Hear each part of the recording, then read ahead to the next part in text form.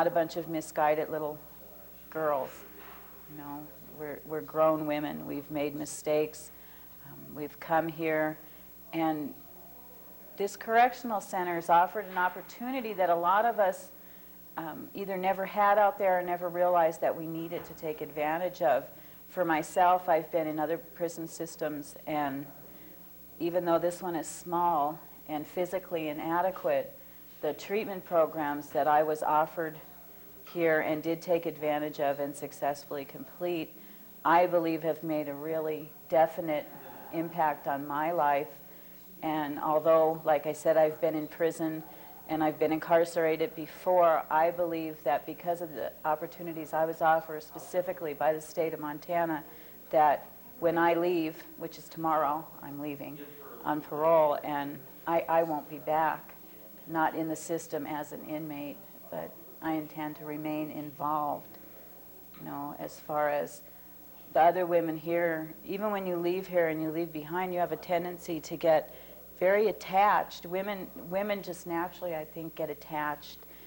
This isn't like the men's prison where you got umpteen zillion men all cramped together, but even 50 women all cramped together, you do build relationships and you do have a concern. And we have direct supervision here. That's another opportunity that I understand there's controversy right now with the men's prison, and I don't know how that would work there, but I know here with our direct supervision, we not only learn to interact with each other, we learn to interact with authority. You know, the staff treats us like human beings, and in exchange, we learn how to treat people like human beings too. I know that when I left prison the last time in the state of Oregon, I already had plans to return to criminal behavior. I sat in there for almost 3 years with no treatment offered, and it's a big, big prison. You know, there was almost 200 women there, and they don't have treatment programs like they have here. Why is that? Because the money goes to just the size of the facility and not to treat? I think so. I think it's a show. I think they want to show the taxpayer that, you know, well, look, we put all your tax money into building this big, fancy prison, but there's no, you know, they don't care about programming, because I think, having been out there and been a taxpayer, that once you're out there, you really don't care. Criminals belong locked up. 2 major treatment programs in here I have participated in and completed. The chemical dependency, I went through the aftercare program, and the adult survivors of childhood sexual abuse. It's a very intense program. Both programs are totally unorthodox. There's nothing like them, I believe, offered on the outside, because our treatment staff, they have developed these programs for female felons. They have worked with certain issues that probably don't come up with everybody in day-to-day therapy, you know, out there in the real world. But I know personally, I have worked through a lot of problems that I wasn't even aware I had, you know, and they cooperate. My husband has been allowed to work with my counselor over the phone, to talk with her, to be aware as I went through my treatment. So even after having been here almost a year, I still have, you know, family to go out to that have become active in my treatment and not been shut out from me because I was locked away. And I think that that means a lot. And I think a new facility, a better facility, one that has more space. Right now, the sexual abuse, we meet in the instructor in Louise McLeod's office, you know, and stacked chairs in there. I don't think her office is maybe 10 by 10, you know, and it's an intense thing. You know, it's very, you can't even get comfortable. You don't have the facilities, you don't have the things you need if you want, like to show a video, you know, you have to wrangle to get a room that you could show a video in, and it just, I believe that we do need a new facility, but I believe that that facility needs to be treatment-oriented, not maximum security, razor wire, gun turrets. This is Montana. It's probably one of the smallest prisons in the United States. And having been in other prisons and seen how women act when they are incarcerated, Montana is very fortunate to have, and I believe it's a direct effect of the supervision that upper level corrections allows us to have here, that direct supervision. We work together, and staff will work with us. I think the people of Montana need to be aware that the size of this prison and the treatment available makes it very unique and an opportunity for the state of Montana to make some big changes in women's corrections and pioneer those changes to where they could improve, throughout the country, because this is different than other prisons. A lot of times there's a lot of concern in the, a lot of people say, well, if we have an institution, people just kind of get secure in the institution and then they can't go back outside. They only know life in the institution, and they get institutionalized, if you will. And I'm just wondering now, you have a number of women here, 40 women in this section of the building, or this section of the whole center. Do you feel like you're getting institutionalized? I mean, can you talk a little bit about that? When I talked, I said that I was scared to go, but the reason that I'm scared to go is because I'm a whole different person and I don't ever want to lose that again. Mm-hmm. And I found it here in this setting, Mm-hmm. and that's why I'm scared. And so, and when you say you found it here, did the women help you? I mean, you found the programs, but all the other programs, the officers, the women that I live with, Mm-hmm. everybody. Everybody helps each other. So sometimes I think in the public's mind, if you will, there's this image, you send someone to prison and they learn things about other ways to commit the kinds of crimes, like, for instance, writing checks. Well, then somebody will tell you a little bit more of, ways. It's very rare in here, though. But it's rare war among stories. the women. And if you're truly in recovery, you don't even listen want to that it, path. you don't want it. And you don't respect The ones that are still those talking people that about it. want to talk like It's that. kind of, and it's they're not- disgusting. Yeah. I can it's- speak from experience because I've been in the adult penal system since 1975. Mhm. I've spent approximately 3 years on the street since 1975. I am institutionalized. And I don't want anybody to think that we're real cushy here, because programming is hard. Yeah. You open yourself It's up and all 24 hours the a old day. ugly secrets come out, and it's not Where- fun. Yeah, where I'm at in it is, yes, it was very comfortable for me to come back. It's very easy for me to say, I can't handle it, and come back. I did that a lot. I can't do that this time. I have no more excuses. And if And I you- guess that's the main thing I wanted to hit on, was that 21 years in the adult penal system, I mean, not all in, but 21 years of my life involved in being in the adult penal system. I have no more excuses to come back. I believe that they need a new facility very badly. This building is not adequate by any means. Even if the building was structurally really good, it wouldn't work. There's not enough space. We have, in talking with treatment specialist Louise McLeod, there's different programs that they would like to implement. We don't have the space here to do that. We have people crowded in on top of each other, and it makes it very hard.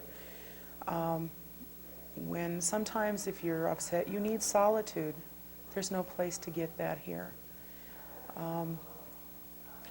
And I think with a group of women that have been here since I've been here, they've worked together pretty well. I mean, we all have rough spots, but that happens in the real world too. I think a lot of things that need to be looked at is that the big issue is finance. I mean, this is, we saw in the paper, slash $32 million in the budget. And a lot of times I don't think the public is aware of, one, the $10 million that they were going to slash, that the paper made it look like. That's not coming out of the general fund.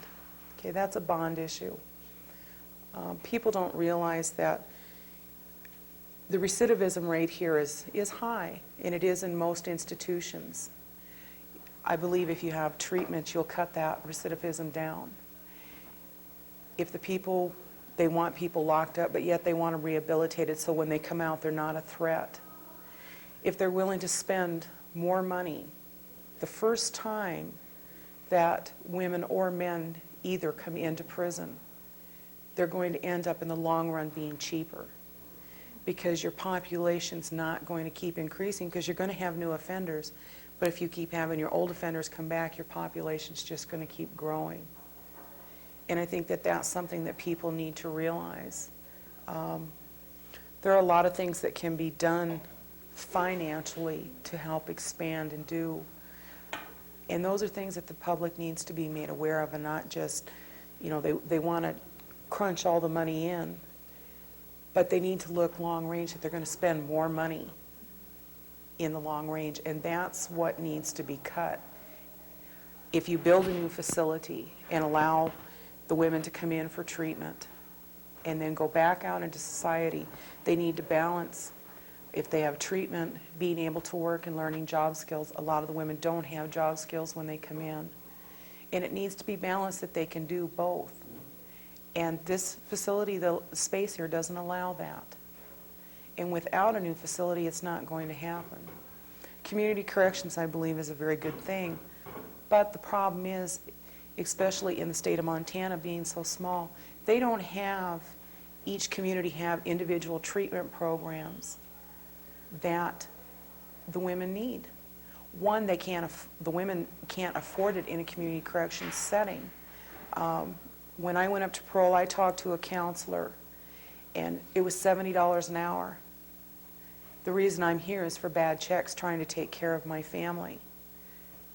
I mean, that would put me right back in the hole again, trying to do that. And that's what they need to understand, that if they don't want to keep spending and spending and spending, they need to do something now and not cut it down to, 20, 30 beds. If they would go with their original plan of expansion and allowing federal prisoners in, your federal money would help defray a lot of the cost, and which would make economic sense. And one of the things that I know in speaking with Louise, that the programs that they would like to do here is have the people sentenced to community corrections, to the corrections department, and then allow them to decide where to place them after their treatment. That makes sense. I mean, the women here and the men also, they go to a parole board of 3 men that don't know you. They read from paper, but they haven't lived with you from a day-to-day basis to know who you are. The people where you're housed, they know you. They know more what your needs are and what your chances of making it on the outside are. And I think that's a very sound proposition that people need to look at. I mean, people think that you should have nothing in here. But the hardest thing is being separated from your family, especially when you're great distances. It's very hard to see them. And that's really needed.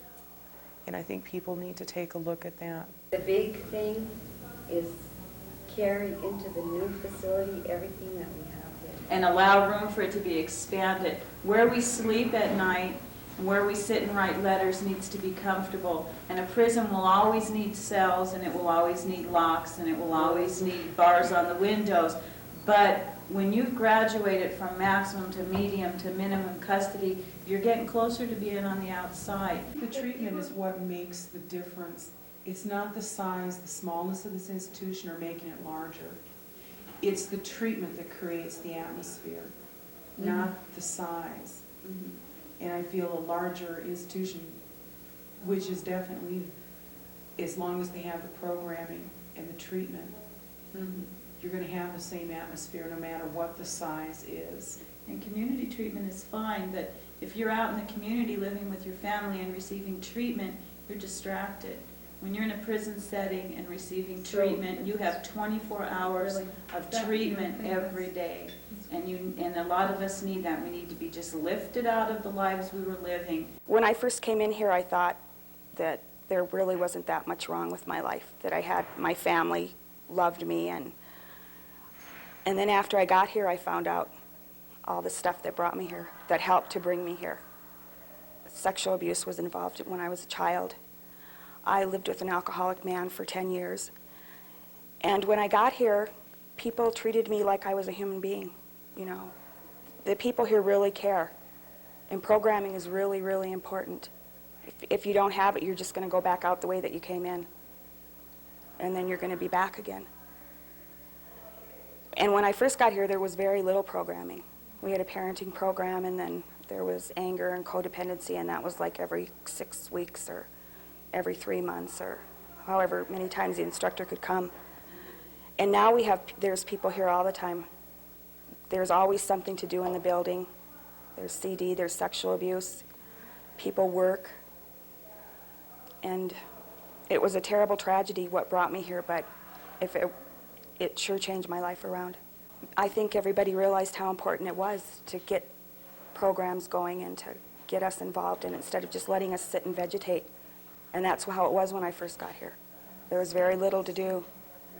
I should be going to pre-release soon. I was eligible to go, and in October I had the chance to go, but I waived it because I wanted to stay here a little bit longer. I wasn't done with what I had to do. And when I came here 5 years ago, I could never imagine saying, let me stay a little bit longer. So that just shows you. And so, because you are right up clear, you're able to get into that job No, program, or? Not really. How is that, I, how does that I work? worked my way up.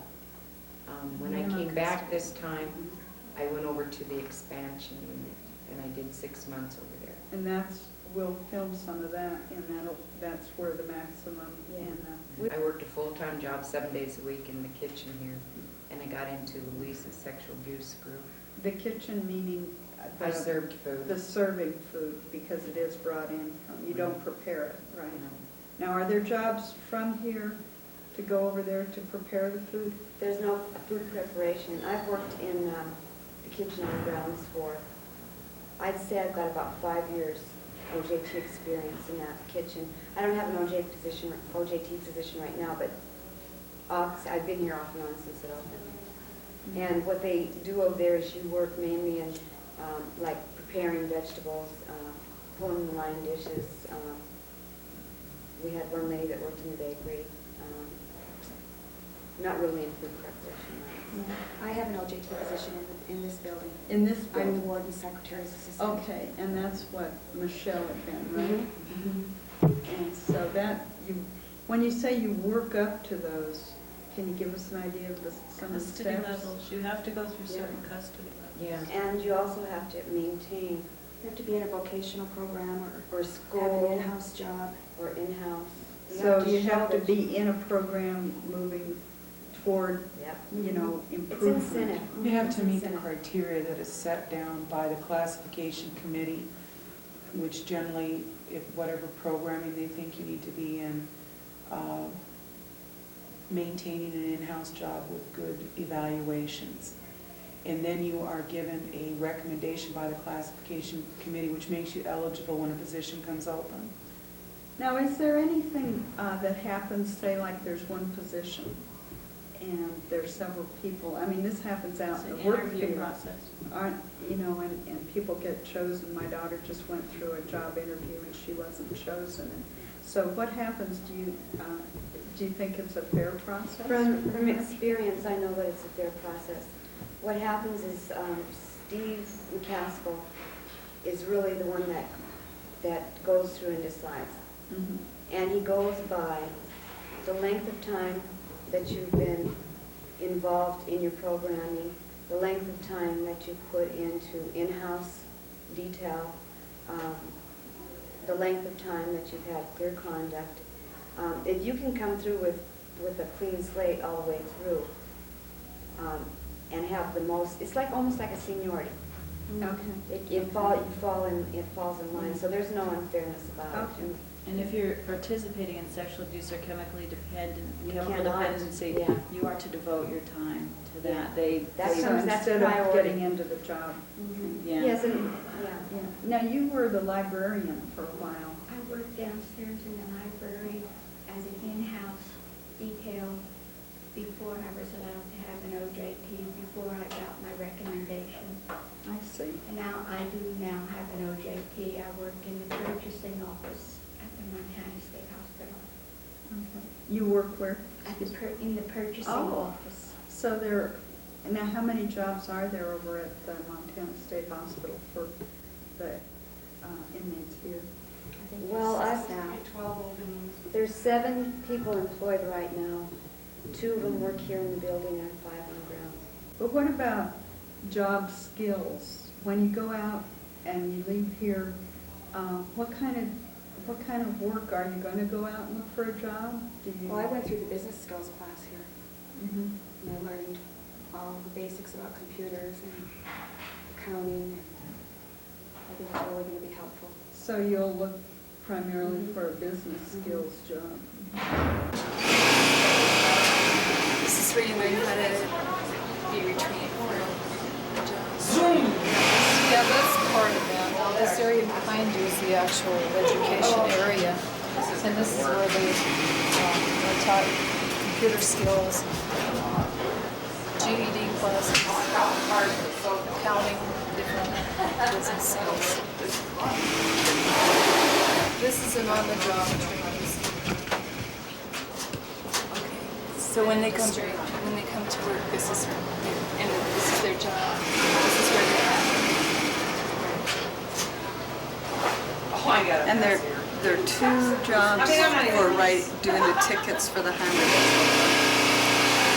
We've had up to 6 people working in that particular industry. But at this time, there are only 2. Okay. And this is what they refer to as the law library? Yes. And the legal clerk is, right, Yes. who knows more about the legal And the legal clerk receives training from the law school from Missoula. I lost a screw. They have students that come in and instruct or bring materials down. Oh, I read like a bog in red. How often is that training go on? From the law school. There's no regular schedule for that. The inmate we have working in here now has been in this position for quite a while, so the training she gets now is just periodically, but not on a set schedule. When someone first goes into the position, they're given a little more intensive training. College class at the College of Great. Really? Is it? You can work with that sewing machine like that? Yeah. Even though my personal preference for an administrator of a women's prison would be another woman, I feel Steve McCaskill has done an excellent job in the 10 years he's been here. Given the facility and budgets he's had to work with,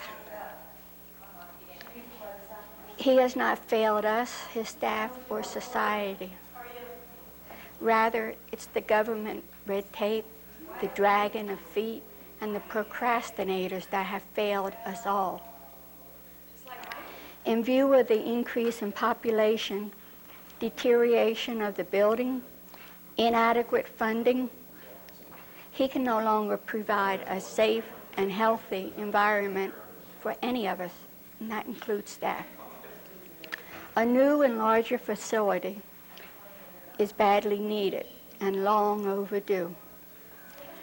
We realize relocating the Women's Correctional Center will put hardships on staff members who cannot or won't move out of this area. But unless this community is able and willing to provide the services needed, there is no alternative. I personally think we have an excellent programs and excellent staff providing the services. But while I regret the inconvenience staff will incur by the move, I am not willing to continue to live under the conditions we're living under just in order to provide jobs for people. The programs we have are good ones, and those providing the services are doing the best they can, but they are stifled by the lack of space and the conditions of the facility. We need to keep the programs and staff we have, but need room to expand in order for everyone to reach their full potential. We are now seeing an influx of older women into the system. Our needs are different emotionally and physically. We may not have to worry about raising our family and supporting them. but the majority of us older women incarcerated are either divorced or widowed. We are our sole means of support. As we age, we tend to feel helpless, and our sense of usefulness leaves us. We also know even if we remain healthy, the chances of us finding employment that would enable us to support ourselves are almost impossible. Some of us are no longer able to do the same type of work we were doing, if we can work at all. The thought of going from one institution to another, such as a nursing home, is very frightening. We hope what you've heard here today will convince you that a new women's correctional center, as well as more community-based programs, are badly needed. Thank you for giving us a chance to express our views. Currently, I started the position for chemical dependency counselor in August of '92, and from that point on, I was hired to. I felt, in being hired to that, to construct a female-modeled program that would eventually be state certified. That is a large job for one person, because I also at the same time am doing the treatment for that. I have graduated one group from a 3-month program. The program currently is 3 months of intensive care, 3 months of aftercare, which deals with relationships and codependency and other recovering issues. And we also have a 3rd phase, which is relapse. That I am at times overwhelmed with that, yes. And does it have a lot more work to be done to make this program sensitive to women's needs? Yes. Do I think it's possible to create such a program? Yes. And I am hoping to have it certified within a year. That is a new type of model. Most treatment centers are based on a male model program that we work with right now, is that's very low. And to try to achieve a worthwhile program, the means to do that really are not there. Those look like feathers. We'll just use one side, Mom. Let me see, Riley. Yeah?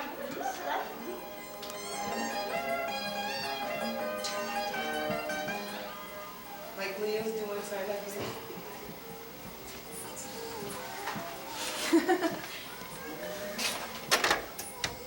I need to open